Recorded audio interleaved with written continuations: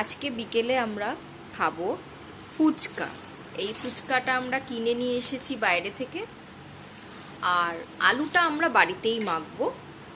তার জন্য সব রেডি করে নিয়েছি আমরা। টক জলটা নেই, কারণ টক জলটা আমরা খাই না। আমরা আলু মাখাটা দেখাবো। কি কি আছে বলে দাও একটু।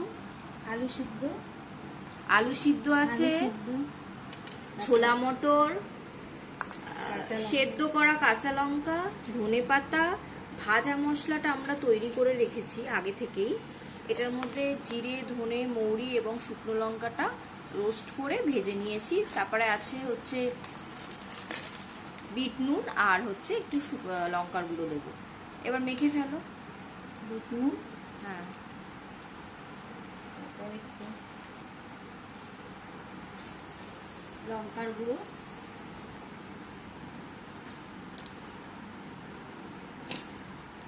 তারপর হচ্ছে আগে একটা মাখো, যদি ঝাল হয়। ঝাল হবে না, তাও বেশি হলে খেতে পারবো। আলুগুলোকে আগে ছটকে নিতে পারতো তো। তখন দেখাচ্ছিস না, তখন বন্ধ করে না।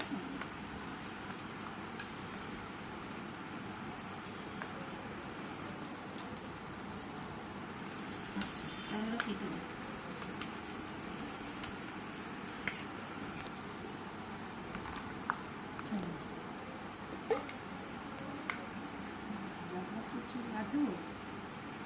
না,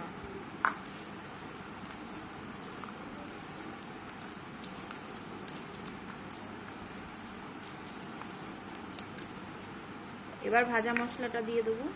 দেখি কতটা দিচ্ছ।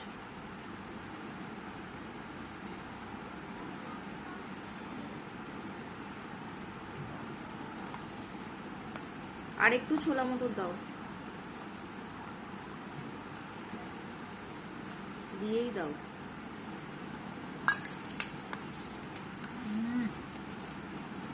গন্ধটা তো বেশ ভালোই বেরিয়েছে।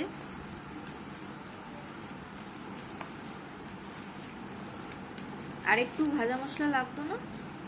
সব লঙ্কা দিয়ে দিয়েছো, ঝাল না হয়ে যায়। অনেকটাই তো দিলাম। নুনটা দেখে নাও, নুনটা লাগতে পারে।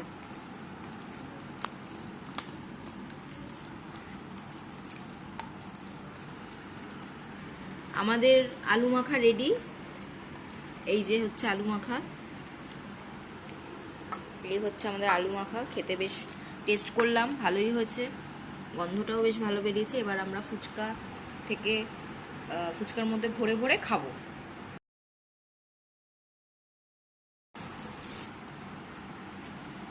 বেশ ফুচকাটা বেশ মুচমুচে আছে। খেয়ে বলো কেমন হয়েছে।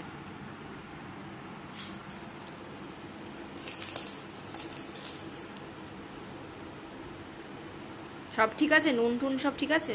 একদম পারফেক্ট। তো এবার আমরা খেয়ে নেব এক এক করে ভরে।